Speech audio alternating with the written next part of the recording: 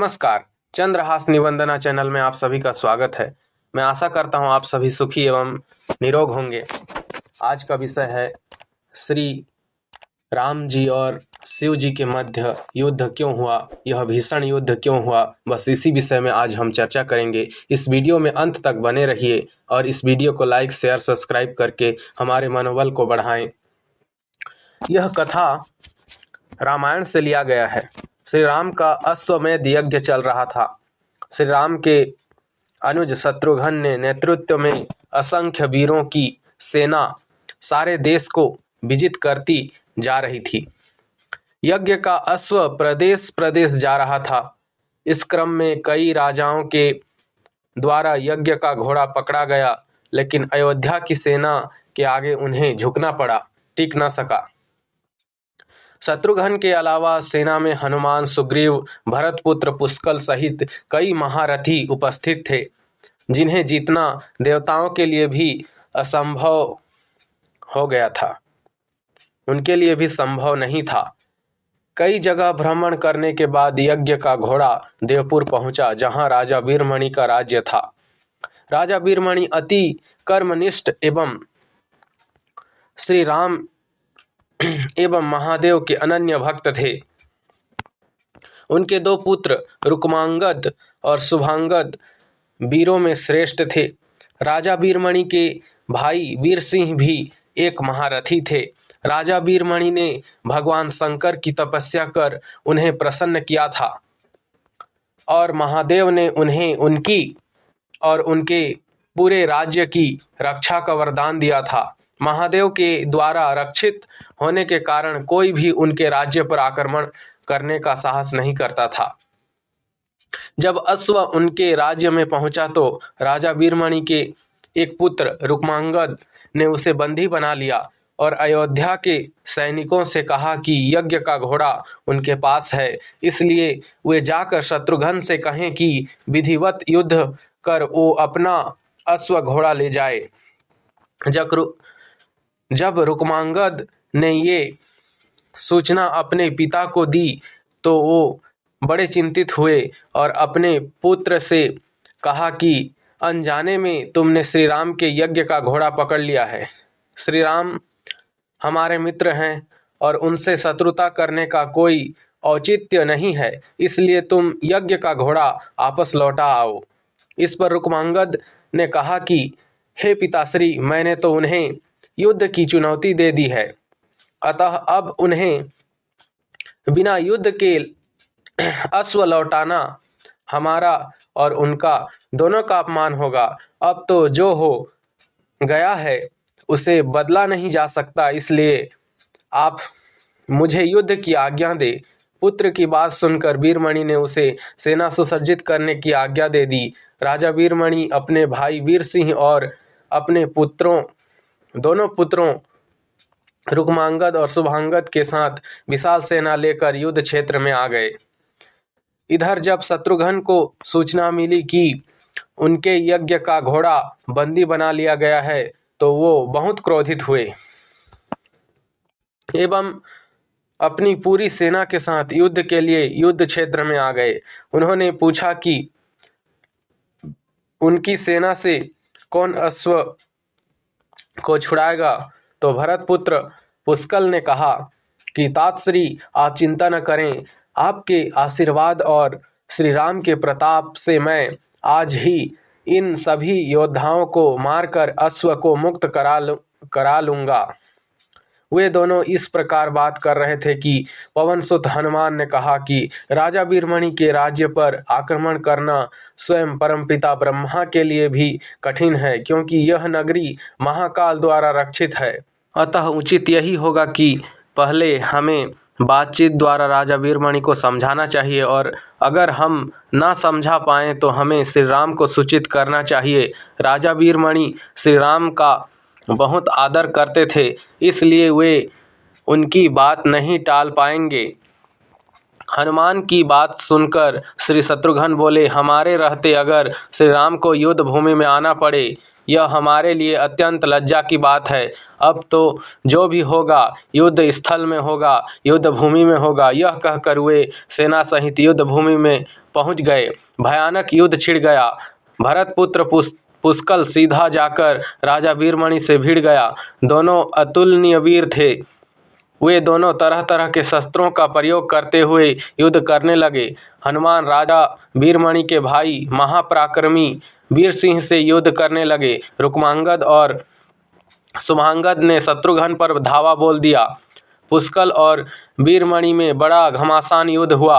अंत में पुष्कल ने वीरमणि पर 8 नाचार बाणों से वार किया। इस बार को राजा वीरमणि सह नहीं पाए और मूर्छित हो गए, रथ पर गिर पड़े। वीर सिंह ने हनुमान पर कई अस्त्रों का प्रयोग किया पर उन्हें कोई हानि न पहुंचा सके। हनुमान ने एक विकट पेड़ से वीर सिंह पर वार किया। इससे वीर सिंह रक्तवमन करते हुए मूर्छित हो गए। उधर श्री शत्रुघ्न और राजा वीरमणि के पुत्रों में असाधारण युद्ध चल रहा था। अंत में कोई चारा न देखकर शत्रुघ्न ने दोनों भाइयों को नाग फांस में बांध लिया। अपनी विजय देखकर शत्रुघ्न की सेना के सभी वीर सिंहनाद करने लगे। उधर राजा वीरमणि की मूर्छा दूर हुई तो उन्होंने देखा कि उनकी सेना हार के कगार पर है। यह देखकर उन्होंने भगवान रुद्र महादेव शंकर का स्मरण किया। महादेव ने अपने भक्त को मुसीबत में जानकर वीरभद्र के नेतृत्व में नंदी भृगी सहित सारे गणों को युद्ध क्षेत्र में भेज दिया। महाकाल के सारे अनुचर उनकी जय जयकार करते हुए अयोध्या की सेना पर टूट पड़े। शत्रुघ्न हनुमान सारे लोगों को लगा कि जैसे प्रलय आ गया हो। जब उन्होंने भयानक मुख वाले रुद्रावतार वीरभद्र नंदी भृगी सहित महादेव की सेना देखी तो सारे सैनिक भय से कांप उठे।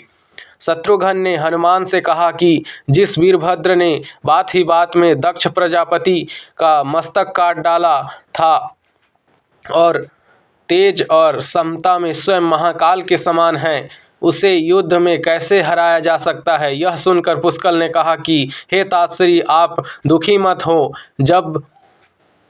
अब तो जो भी हो हमें युद्ध तो करना ही होगा। यह कहते हुए पुष्कल वीरभद्र से, हनुमान नंदी से और शत्रुघ्न भृंगी से जा भिड़े। पुष्कल ने अपनी सारे दिव्य अस्त्रों का प्रयोग वीरभद्र पर कर दिया, लेकिन वीरभद्र ने खेल खेल में उसे काट दिया। उन्होंने पुष्कल से कहा कि हे बालक, अभी तुम्हारी आयु मृत्यु को प्राप्त करने की हुई नहीं है, इसलिए युद्ध क्षेत्र से हट जाओ। उसी समय पुष्कल ने वीरभद्र पर शक्ति से प्रहार किया जो सीधे उनके मर्म स्थान पर जाकर लगा। इसके बाद वीरभद्र ने क्रोधित से थर्राते हुए एक त्रिशूल से पुष्कल का मस्तक काट लिया और भयानक सिंहनाद किया। उधर भृगी आदि गणों ने शत्रुघ्न पर भयानक आक्रमण कर दिया। अंत में भृगी ने महादेव के लिए पास में शत्रुघ्न को बांध दिया। हनुमान अपनी पूरी शक्ति से नंदी से युद्ध कर रहे थे। उन दोनों ने ऐसा युद्ध किया जैसा पहले किसी ने नहीं किया हो। दोनों श्री राम के भक्त थे और महादेव के तेज से उत्पन्न हुए थे। काफ़ी देर लड़ने के बाद कोई और उपाय न देखकर नंदी ने शिवास्त्र का प्रयोग कर हनुमान को पराभूत कर दिया। अयोध्या के सेना की हार देखकर राजा वीरमणि की सेना में जबरदस्त उत्साह आ गया और वे बाकी बचे सैनिकों पर टूट पड़े। यह देखकर हनुमान ने शत्रुघ्न से कहा कि मैंने आपसे पहले ही कहा था कि ये नगरी महाकाल द्वारा रक्षित है, लेकिन आपने मेरी बात नहीं मानी। इस पर संकट से बचाव का एक ही उपाय है कि अब हम श्री राम को याद करें। ऐसा सुनते ही सारे सैनिक शत्रुघ्न, पुष्कल एवं हनुमान सहित श्री राम को याद करने लगे। अपने भक्तों की पुकार सुनकर श्री राम तत्काल ही लक्ष्मण और भरत के साथ वहां आ गए। अपने प्रभु को आया देख सभी हर्षित हो गए एवं सबको ये विश्वास हो गया कि अब हमारी विजय निश्चित है। श्री राम के आने पर जैसे पूरी सेना में प्राण का संचार हो गया हो। श्री राम ने सबसे पहले शत्रुघ्न को मुक्त कराया और उधर लक्ष्मण ने हनुमान को मुक्त कराया। जब श्री राम, लक्ष्मण और भरत ने देखा कि पुष्कल मृत्यु को प्राप्त हो चुके हैं तो उन्होंने बड़ा दुख दुख जताया। भरत तो शोक में मूर्छित हो गए। श्री राम ने क्रोध में आकर वीरभद्र से कहा कि तुमने जिस प्रकार पुष्कल का वध किया है उसी प्रकार अब अपने जीवन का भी अंत समझो। ऐसा कहते हुए श्री राम ने सारी सेना के साथ शिवगणों पर धावा बोल दिया। जल्द ही उन्हें यह पता चल गया कि शिवगणों पर साधारण अस्त्र बेकार है, इसलिए उन्होंने महर्षि विश्वामित्र द्वारा प्रदान किए दिव्यास्त्रों से वीरभद्र एवं नंदी सहित सारे सेना को विदीर्ण कर दिया। श्री राम के प्रताप से पार न पाते हुए सारे गणों ने एक स्वर में महादेव का आवाहन करना शुरू कर दिया। जब महादेव ने देखा कि उनकी सेना बड़े कष्ट में है तो वे स्वयं युद्ध क्षेत्र में प्रकट हुए। इस अद्भुत दृश्य को देखने के लिए परमपिता ब्रह्मा सहित सारे देवता आकाश में स्थित हो गए। जब महाकाल ने युद्ध क्षेत्र में प्रवेश किया तो उनके तेज से श्री राम की सारी सेना मूर्छित हो गई। जब श्री राम ने देखा कि स्वयं महादेव रण क्षेत्र में आए हैं तो उन्होंने शस्त्र का त्याग कर भगवान रुद्र को दंडवत प्रणाम किया एवं उनकी स्तुति की। उन्होंने महाकाल की स्तुति करते हुए कहा कि हे सारे ब्रह्मांड के स्वामी, आपके ही प्रताप से मैंने महापराक्रमी रावण का वध किया। आप स्वयं ज्योतिर्लिंग में रामेश्वरम में पधारे। हमारा जो भी बल है वो आपके ही आशीर्वाद के फलस्वरूप है। यह जो अश्वमेध यज्ञ मैंने किया है वह भी आपकी ही इच्छा से ही हो रहा है, इसलिए हम पर कृपा करें और इस युद्ध का अंत करें। यह सुनकर भगवान रुद्र बोले कि हे राम, आप स्वयं विष्णु के रूप हैं, मेरी आपसे युद्ध करने की कोई इच्छा नहीं है।